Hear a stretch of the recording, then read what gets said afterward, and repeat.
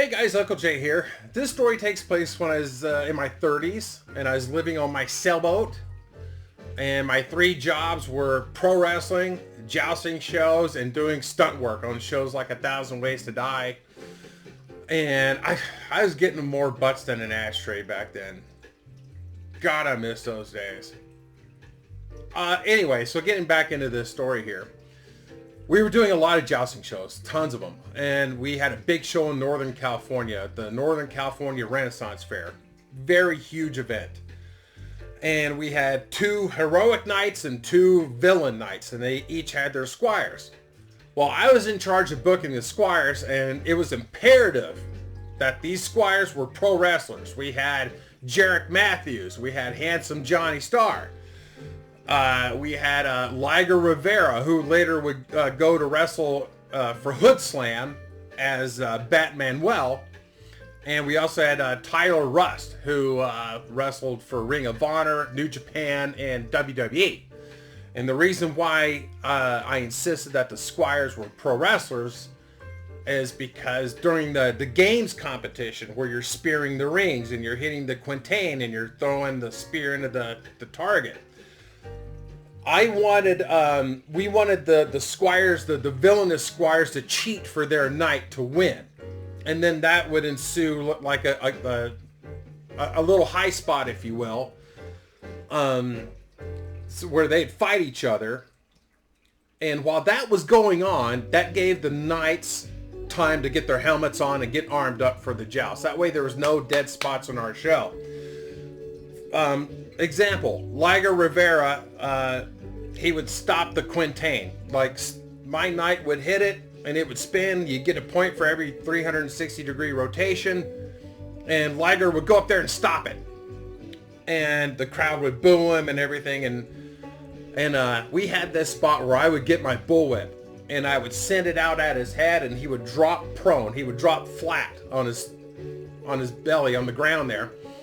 And I'd crack the whip where his head was, and then I'd bring the whip back around and I'd send it right to where he's laying down at. And he would do like a leaping push-up in the air, whereas his body would completely be up off the ground like several inches, right? And I would crack that whip between his chest and the ground. The timing had to be perfect, else I would cut him with the whip. I never met anybody with no fear at all. When I ran that idea by him, he's like, "That sounds awesome. Let's try it out." And we'd practice it, and we'd get it right every time. And it was very impressive. It was very impressive. And we did this high spot at lots of shows, and it was great. It was a hit. And I remember one summer we were doing the show up there in Northern California, and this gal Lisa, she runs the whole thing. She's in charge of everything. Lisa comes up to me and Steve. I think we were turning lances or something, and Liga Rivera was there. The three of us are there just working on shit. She comes up with a binder, and she says, "I need to talk to you guys." And we're like, "Okay, what's up?" And she said, Alejo Campos is not allowed on the field during showtime. And that's Liga Rivera. And we're like, why? Why can't he be in our show? We've done a bunch of shows with him as it is over the last year or so. What's the problem? And she said, "He's a minor." What? I looked at him. I said, "What are you talking about?" And he's like, "I'm only 17. That blew my mind, because Liger he'd be smoking grass with the ring crew guys, Pat and God, what's his name? And Bobby Bradley. And he would always open up beer bottles with his teeth. And it'd drive me nuts, because after years of him doing that, every time he'd smile, he'd look like a jack-o'-lantern. And I never knew that he was 17. I thought he was 21. I mean, when I first started wrestling, he'd been there for years before I started. So that really confused me. And he's like, yeah, I'm only 17. I'll be 18 at the end of October. I'm like, holy shit. And she said for insurance purposes, I can't have a minor out on the field without parental consent. Parent or guardian consent. And we're up in Northern California, and Liger's mom is down in San Bernardino. God knows whatever happened to his dad. He vamoosed, you know. So this was a big deal because we couldn't replace him. We had to have him. But the other squires as well. Like if we were a man short, we would have been in a lot of trouble. So we didn't know what to do. And the show needed him, but his mom needed him too, because this money was a big deal for him and his mom, because they were sharing an apartment together, and he would send his mom this money. So this was a problem. This was a big problem, and we only had like a day and a half to resolve this. So I didn't know what to do, but so I called my friend Brian Clifton. He was in the pirate guild I used to be in, called the Black Griffin, when we would go to the Renaissance fairs and play pirate and just drink rum all day. He passed the bar. He just passed the bar. He's an attorney. I called him up and I told him what was going on. I said, is there anything in this insurance stuff that maybe we could get around? He's like, I don't know. I need to see the policy and blah, blah, blah. And do you have a fax machine there? I said, well, yeah, I talked to Lisa. There's a fax in the office there. He said, well, send me the stuff. And he got back to me rather quickly. And he said, there's no way around it. It has to be a parent there or a guardian there. And I was thinking, well, maybe we could get his mom up here. But it was too late. It was too late. There was nothing we can do. And we came up with this harebrained scheme that I could adopt them.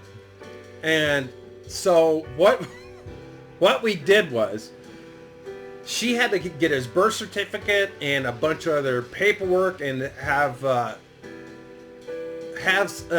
declaration saying that I'm adopting him and as a guardian and everything, and had to have it notarized, and we had to pay for a notary to go to her apartment and Brian filled out the form, and she went and got it from somewhere, and maybe the library or something, where he faxed it into her and had that notarized. I had to fill out a form. We had to have a notary there that notarized it, and we went through this big process of me adopting Alejo. And we got all that shit done, and Brian said, this should work. Give it to Lisa. Handed her all this paperwork. Now, mind you, she didn't really know what we were doing. And I handed her all these documents, and I said, this is all notarized and signed and witnessed and everything. I'm adopting Alejo Campos. And she was like, she just rolled her eyes like that was a stupid idea that wasn't going to work. She got back to us the next day, which was Saturday, show day. We're walking on eggshells at this point because he needed that money and we needed him in the show. And it was getting pretty close to showtime. And he's like, what do I do? I said, well, just put on your surcoat and get the field ready and see what Pat needs. And he said, well, what if this doesn't work? I'm like, I don't even want to think about that. We got a jousting show, but there's well over 1,000 people in attendance, and it's going to be fucked up because we're going to be a very important person short. I didn't have a plan. I didn't have a plan at all.